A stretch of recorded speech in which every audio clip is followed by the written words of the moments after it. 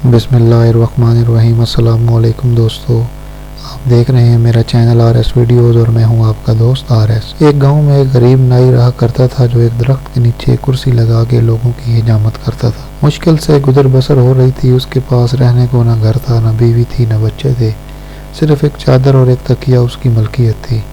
جب رات ہوتی تو ایک بند سکول کے باہر چادر بچھاتا، تکیہ رکھتا اور سو جاتا۔ ایک دن صبح کے وقت گاؤں میں سیلاب آ گیا۔ اس کی آنکھ کھلی تو ہر طرف شور و غل تھا۔ وہ اٹھا اور اسکول کے ساتھ بنی ٹینکی پر چڑھ گیا، چادر بچھائی، دیوار کے ساتھ تکیہ لگایا اور لیٹ کر لوگوں کو دیکھنے لگا۔ لوگ اپنا سامان، گھر کی قیمتی اشیاء لے کر بھاگ رہے تھے، کوئی نقدی لے کر بھاگ رہا ہے، کوئی زیور، کوئی بکریاں۔ اسی دوران ایک شخص بھاگتا آ رہا تھا۔ اس نے سونے کے زیور، پیسے اور کپڑے اٹھا رکھے تھے۔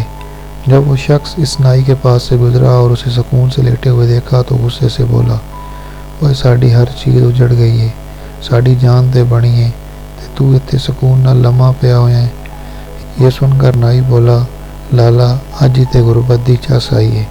جب میں نے یہ کہانی سنی تو ہنس پڑا، مگر پھر ایک خیال آیا کہ شاید روز محشر کا منظر بھی کچھ ایسا ہی ہوگا، جب تمام انسانوں سے حساب لیا جائے گا۔ ایک طرف غریبوں کا حساب ہو رہا ہوگا، 2 وقت کی روٹی، کپڑا، حقوق اللہ اور حقوق العباد۔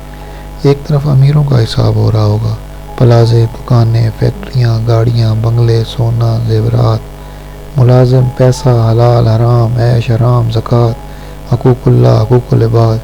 اتنی چیزوں کا حساب کتاب دیتے ہوئے پسینے سے شرابور اور خوف سے تھر تھر کانپ رہے ہوں گے۔ تب شاید اسی نائی کی طرح غریب ان امیروں کو دیکھ رہے ہوں گے، چہرے پر ایک عجیب سا سکون، اور شاید دل ہی دل میں کہہ رہے ہوں گے، آج تے غربت دی چس آئی ہے۔ اللہ تعالیٰ سے دعا ہے کہ ہمیں ہر نعمت کا شکر ادا کرنے کی اور اللہ کی رضا کے مطابق استعمال اور تقسیم کرنے کی توفیق عطا فرمائے۔ جانے سے پہلے جن دوستوں نے چینل سبسکرائب نہیں کیا، برائے مہربانی چینل کو ضرور سبسکرائب کر لیں۔